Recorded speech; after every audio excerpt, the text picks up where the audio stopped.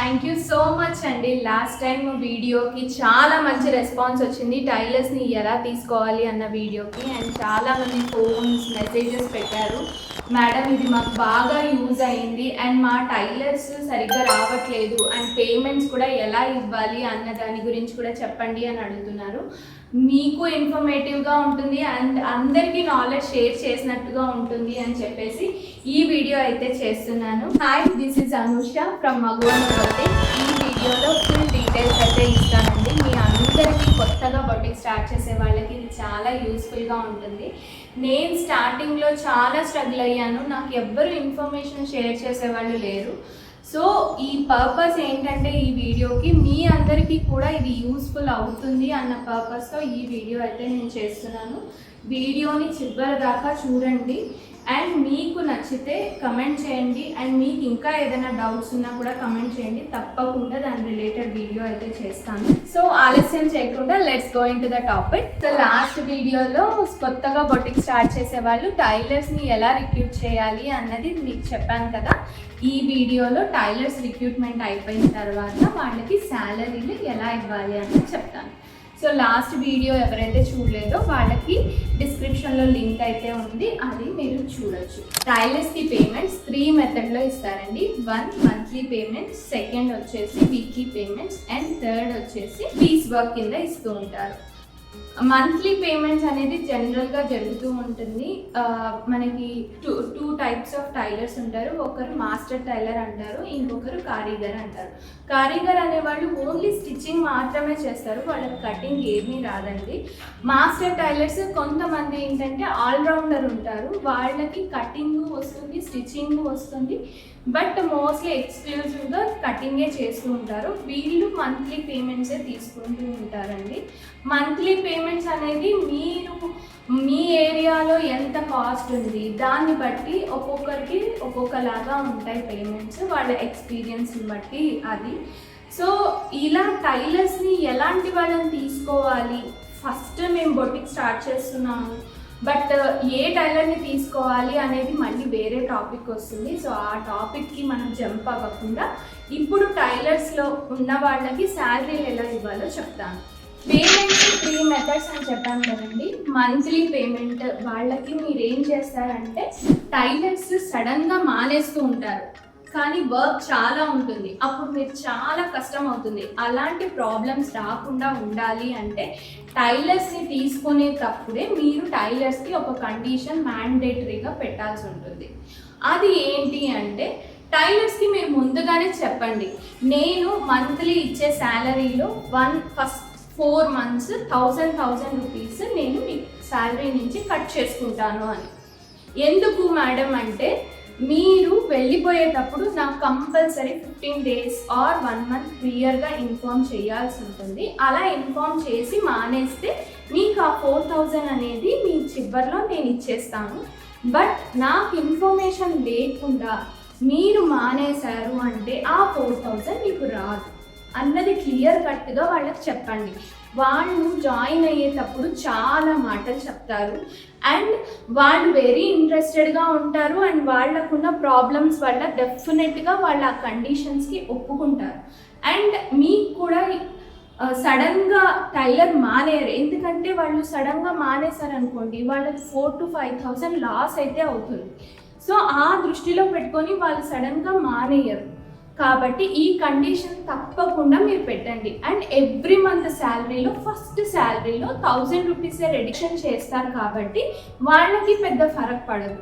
So ఇలా ఒక 5 months దాకా ఒక 5000 అట్టి పెట్టుకోండి అండ్ వాళ్ళు వెళ్ళిపోయే ముందు మీకు ఇన్ఫార్మ్ చేస్తారు అండ్ మీరు కూడా జెన్యూన్గా ఆ 5000 ఏదైతే ఉందో అది వాళ్ళకి ఇచ్చేయండి. అండ్ మీకు ముందుగానే ఇన్ఫర్మేషన్ ఉంటుంది కాబట్టి మీకు కొంచెం టైం ఉంటుంది టైలర్ ఇంకొకరిని సెర్చ్ చేసుకోవడానికి కానీ పెట్టుకోవడానికి కానీ.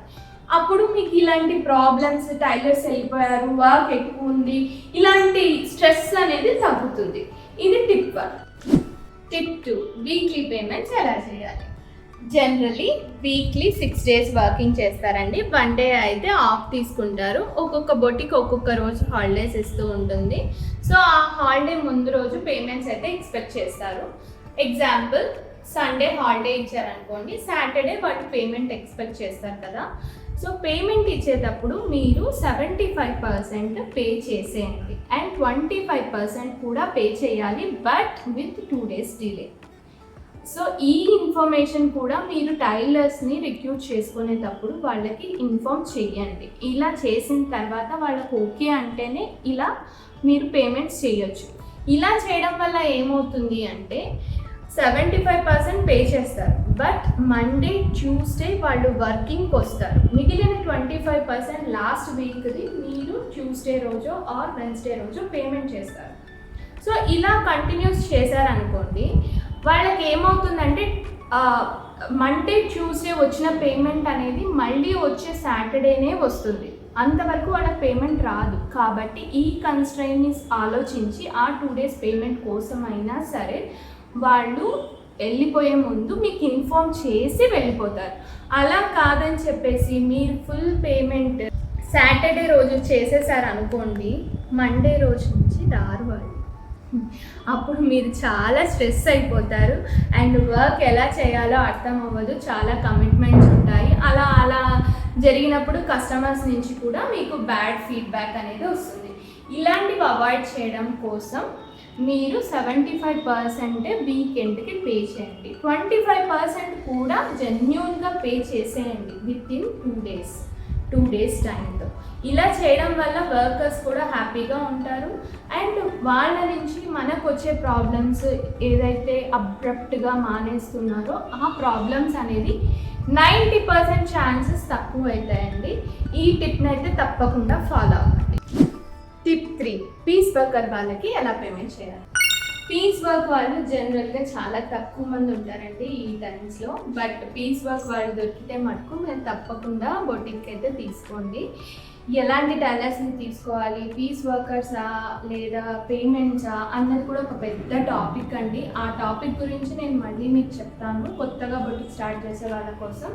మీకు కూడా ఈ ఇన్ఫర్మేషన్ తెలుసుకోవాలి అంటే కమెంట్ అయితే చేయండి.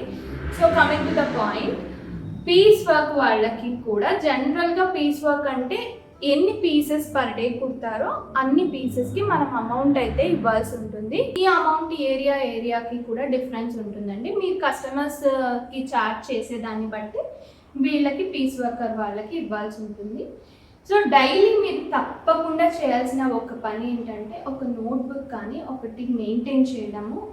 ఆ నోట్బుక్లో ఈ పలానా వర్కర్ ఇన్ని స్టిచ్ చేశాడు అని చెప్పి డేట్ వేసుకొని ఎన్ని పీసెస్ స్టిచ్ చేశారు, ఈ పీసెస్కి అమౌంట్ ఎంత అని చెప్పేసి వాళ్ళ ముందరే రాసి అండ్ వాళ్ళతో సిగ్నేచర్ తీసుకోండి. ఇలా చేయడం వల్ల ఫ్యూచర్లో మీకు గొడవలు జరగవు. లైక్ కొంతమంది ఏం చేస్తారు వర్కర్స్, మేడం మేము 4 స్టిచ్ చేసాం ఆ రోజు, కానీ మీరు 3K రాశారు పేమెంట్ అని అడుగుతారు. సో ఇద్దరికి వెరీ క్లారిటీ మెయింటైన్ చేయడం కోసం ఈ బుక్ని అయితే తప్పకుండా మెయింటైన్ చేయండి. అప్పుడు మీకు కాన్ఫ్లిక్ట్స్ అనేవి రావు.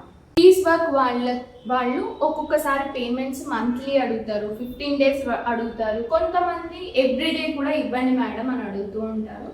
ఏదైనా సరేనండి, మీరు పేమెంట్ మాత్రం 75% చేయండి, 25% 1-2 days గ్యాప్లో అయితే తప్పకుండా పేమెంట్ చేసేయండి. మీరు కూడా వాళ్ళతో మంచిగా మాట్లాడండి అండ్ వాళ్ళ పేమెంట్ విషయంలో కరెక్ట్గా మీరు పే చేశారు అంటే వాళ్ళు కూడా మిమ్మల్ని వదిలిపోవడానికి ఇష్టపడరు. సరే మేడం పే చేస్తున్నారు బట్ డిలే చేస్తున్నారు బట్ ఓకే అన్న థాట్లో ఉంటారండి.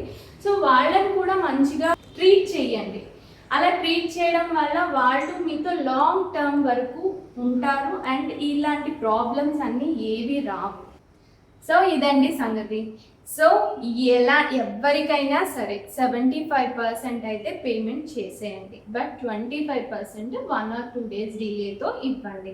ఇలా చేయడం వల్ల టైలర్స్ కూడా హ్యాపీగా ఫీల్ అవుతారు. లైక్ ఆఫ్టర్ పేమెంట్ 2 daysలో మళ్ళీ పేమెంట్ వచ్చినందుకు అండ్ మీకు కూడా ఇలా అబ్రప్ట్గా టైలర్స్ మానేయడం ఇలాంటి ప్రాబ్లమ్స్ అన్నీ 90 to 95% రెడ్యూస్ అయిపోతాయి. అవుతాయి. ఈ టిప్స్ తప్పకుండా ఫాలో అవ్వండి. నా బొటిక్ జర్నీలో నా ఎక్స్పీరియన్సెస్ నుంచి నేర్చుకున్న నాలెడ్జే నేను మీతో షేర్ చేసుకున్నానండి. చాలామంది స్టార్ట్ చేసే వాళ్ళకి బోల్డ్ అని డౌట్స్ ఉంటాయి. ఏ డౌట్స్ ఉన్నా నాకు కమెంట్ చేయండి, తప్పకుండా రిప్లై అయితే ఇస్తాను. And please subscribe to my channel, like and share this video. Thank you.